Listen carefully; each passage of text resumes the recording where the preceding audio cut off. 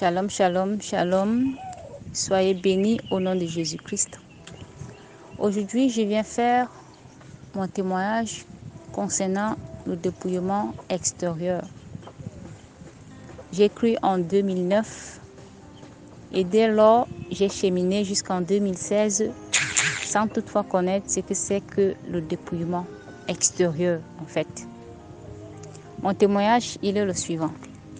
En 2009, quand j'ai cru, parce que j'étais catholique avant, là je ne peux pas dire que je connaissais Jésus. Je ne connaissais même pas Jésus. Je n'étais même pas chrétienne parce que Dieu n'est pas dans la religion. En fait, j'ai cru en 2009. Et j'étais catholique et vraiment c'était une voie en vérité de perdition en fait. Pourquoi? Parce que déjà là, de ce côté, on ne vous amène pas à lire la parole de Dieu. On ne lit pas, on n'a que des brochures qu'on nous remet. Les brochures déjà préparées qu'on doit lire. Alors vraiment le Seigneur, par sa grâce, j'ai commencé à chercher la vérité parce que déjà, même dans le monde, je n'aimais pas d'abord ce qui est mal. C'est-à-dire, j'avais horreur à ces choses-là. Et les choses abominables certaines choses abominables que je voyais donc à l'église catholique a fait en sorte que je commence à chercher la vérité. J'ai donc commencé à marcher d'églises pentecôtistes, on peut dire les églises de la voilage. Dans toutes ces églises-là où je marchais, vraiment là-bas, on ne nous défendait pas. On pouvait se bourrer de maquillage comme on pouvait. On pouvait mettre les mèches de toutes couleurs sur la tête, porter les pantalons, les sexy, bref, comme on entend. Donc voilà comment, quand j'ai eu mon bac, je suis allée à l'université. Moi, je suis au Cameroun, à l'université à Douala. Alors, étant là, donc à l'université, vraiment, le Seigneur, j'ai compris qu'il aime l'isolement pour enseigner certaines choses à ses enfants. C'est là qui cherchent la vérité, ceux qui sont sincères. Voilà comment j'ai encore recommencé à marcher d'église en église. Alors, le Seigneur m'a fait grâce. Je suis entrée dans une église branhamiste, c'est ce qu'on appelle les branhamistes là aujourd'hui. Là-bas, j'y entrais là-bas, j'avais commencé à me sentir injare. Parce que moi, je me disais, je suis la plus belle. Regarde comment les sœurs, là, elles ont les longues jupes. Vraiment, elles ont les cheveux naturels. Moi, je me disais que j'étais très belle avec les cerceaux, c'est-à-dire les boucles sous forme de cerceaux. Les grosses boucles là, avec les sexy, les talons, les vernis. Mais le Seigneur m'a fait grâce, je ne mettais pas les histoires qu'on appelle les cils. Je ne rasais pas mes sourcils. Ça, c'est quelque chose que j'ai jamais aimé d'ailleurs à l'avance. Alors, voilà un peu comment. L'homme de Dieu là, vraiment, il me chassait, il ne m'avait jamais chassé. Mais il prêchait sur des passages bibliques que je n'avais jamais entendu parler auparavant. Et ce qui m'amenait donc à consulter la parole. Je partais consulter la Bible pour voir ce que le type s'est en train de dire. Moi, c'est comme ça que je l'appelais l'homme de Dieu là. Le type s'est en train de dire, il parle de quoi? Et je voulais connaître. Et je consultais la parole constamment. Je consultais la parole. À chaque fois qu'il prêchait, c'était avec des passages bibliques à l'appui. Je consultais toujours, mais j'avais une petite réticence avec une grande crainte déjà dans mon cœur parce que déjà j'aimais le Seigneur. Et je me disais, si déjà je vais me rebeller, ça veut dire que je vais rater le ciel. Alors chaque fois que ce monsieur parlait, je me disais, mais il m'indexe. Il est en train de m'indexer directement. Il s'adresse à moi et il avait su ça que non, chaque fois qu'il prêchait, il sentait comment je n'allais plus en moi. Ça me faisait très mal à chaque fois qu'il parlait des choses comme ça. Et je me disais, il parle ça parce que moi seule je suis la plus belle peut-être dans la salle et que les autres sont Djuxagram, mais comment on peut appeler ça comme ça? Moi, je sais, selon ma pensée, la pensée humaine, c'est comme ça que moi je voyais ça. Alors voilà comment je n'ai même pas fait, le Seigneur par sa grâce, je n'ai pas fait un mois. J'ai commencé à me sentir mal avec les mèches. Ce qui fait que quand l'homme de Dieu venait à mon lieu de service, je me cachais, j'essuyais très rapidement le rouge à lèvres de mes lèvres. Après, j'ai commencé à penser que mais si je fuis déjà un homme, à combien plus forte raison le Seigneur, lui qui voit toutes choses, l'homme lui ne me voit pas, mais Dieu lui, il me voit. Quand l'homme de Dieu partait de mon lieu de service, allez, je remettais mon rouge à lèvres, c'était dans le sac. Alors, c'est comme ça. Parfois, quand il venait me rendre visite, je prenais l'écharpe, je mets sur moi parce qu'il y a certains habits que je portais, les aisselles étaient franchement dehors. Or, il avait déjà parlé de ça, il avait même prêché sur ça à l'Assemblée. Et là, alors, moi, dans ma pensée, c'était que non, je suis en train de me cacher, tout ça. Et l'homme de Dieu, il me voyait parfois distant. Parfois, quand il me voyait me précipiter pour m'arranger de par son arrivée, vraiment, ça l'amusait vraiment. Ça lui faisait souvent rire. Il me disait toujours, ma sœur Marie, parce qu'il voyait la volonté, il me disait toujours, ma sœur Marie, ne t'inquiète pas, je sais ce qui se passe en toi. Et il savait que j'avais les tourments en moi. Et en vérité, j'avais les véritables tourments. Quand je rentrais le soir, je me mettais à me confesser. J'avais commencé à prendre les jeûnes que, mais Seigneur, si c'est vrai ce que l'homme de Dieu est en train de dire, parce que je vois ça écrit, toi-même parle-moi encore, je veux que tu me parles. Alors voilà comment, un soir, je suis allée, j'avais pris un jeûne de 7 jours. C'est comme ça que le Seigneur avait commencé à me montrer, c'est-à-dire, j'avais la vision le premier jour du jeûne. J'ai eu une vision. Dans la vision, je me suis retrouvée deux dans la vision. Comment? Avec mon double.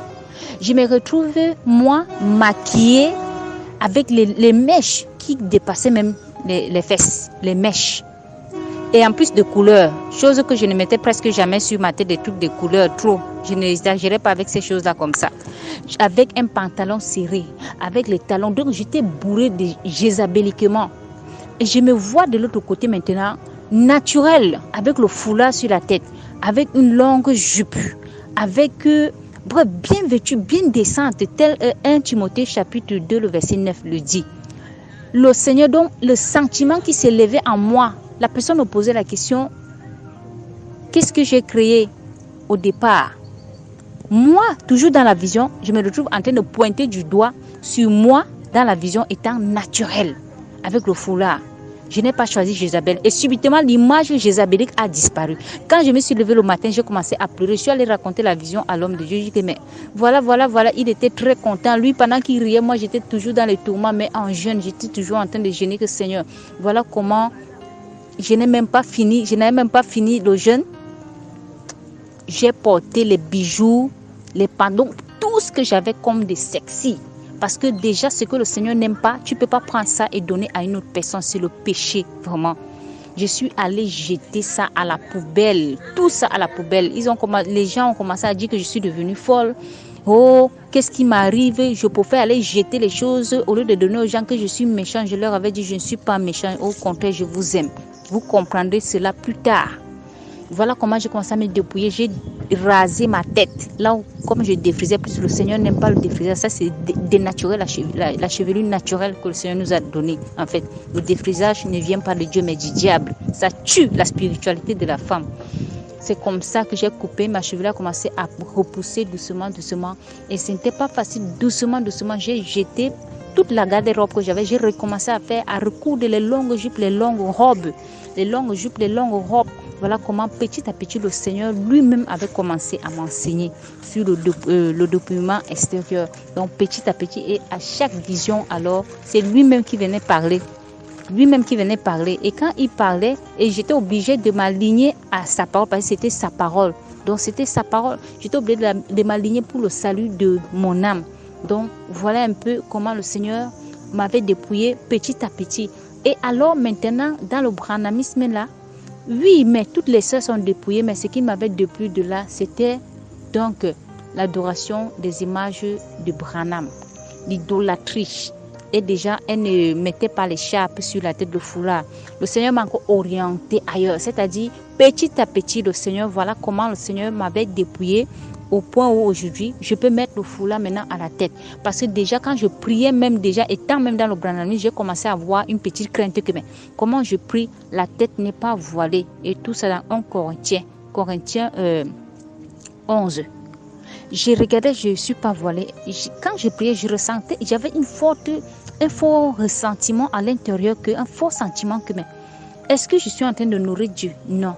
C'est comme ça que j'ai commencé à mettre des chapes petit à petit, mettre les chapes, petit à petit, mettre les chapes. Quand je prie à chaque fois, c'est comme ça que jusqu'à aujourd'hui, le Seigneur a pu me dépouiller de l'extérieur complètement, c'est-à-dire pas de vernis à ongles, pas de faux ongles, pas de faux cils, pas de sourcils rasés, pas de mèches sur la tête, pas de rajouts, pas de défrisage de cheveux. C'est-à-dire, on doit être complètement naturel, décente comme le Seigneur nous a créés au départ. Parce que si le Seigneur avait permis qu'on puisse mettre les mèches, les bijoux, les faux ongles, c'est que Ève au jardin d'Éden, le Seigneur l'aurait créé avec tout ça. Mais le Seigneur n'a jamais donné ça à Ève dès le départ. Alors pourquoi nous, on va ajouter ces choses? Voilà la question qui me revenait à l'esprit. Et j'avais eu toujours cette voix en songe qui m'avait posé la question de savoir, est-ce que c'est moi qui ai créé toutes ces choses? Mais je n'avais pas pu répondre. J'avais une grande crainte en moi parce que je sentais déjà moi-même que non seulement j'offensais le Seigneur et je me permettais de mettre des choses qui ne glorifiaient pas le Seigneur sur moi-même. C'est comme ça que le Seigneur m'avait orienté sur dans sa parole. Il m'a dit, celui qui détruit son temple, lui-même, il va le détruire au dernier jour. J'ai senti que si moi, je détruis le temple du Seigneur avec les piercings, je perce mes oreilles, je perce le nez, les narines et tout ça, l'ombrine et tout ça, au dernier jour, mon âme ira en enfer parce que déjà, le temple du Seigneur doit être pur, saint. Le Seigneur nous appelle à être saint, à se sanctifier parce que sans la sanctification, nul ne verra le Seigneur. Voilà un peu. Donc, ce qui fait que avec cette marche, c'est plus facile. Les persécutions seront là, mais si seulement si on tient ferme avec la parole, le Seigneur nous relève en toutes choses. Aujourd'hui, je me sens bien d'être appelée grand-mère. Je me sens bien d'être traitée vraiment de folle parmi les humains parce que la pensée, l'homme charnel ne perçoit pas les choses de l'esprit du Seigneur. Voilà pourquoi eux, ils nous traitent de fous, de folles. Alors, Dieu, lui, il sait ce qu'il est en train de faire. Il sait là où il nous amène et il sait, il veut nous ramener à ce qui était au départ. Donc, voilà un peu mon témoignage vraiment où j'ai abandonné les faux cheveux, abandonné les faux cils, abandonné les talons, abandonné les pantalons, les sexy, les matelots, toutes ces choses-là. Maintenant, je me sens très bien dans mes longues robes, mes longues jupes, mon foulard sur la tête. Voilà un peu mon témoignage vraiment. Soyez encore bénis au nom de Jésus-Christ.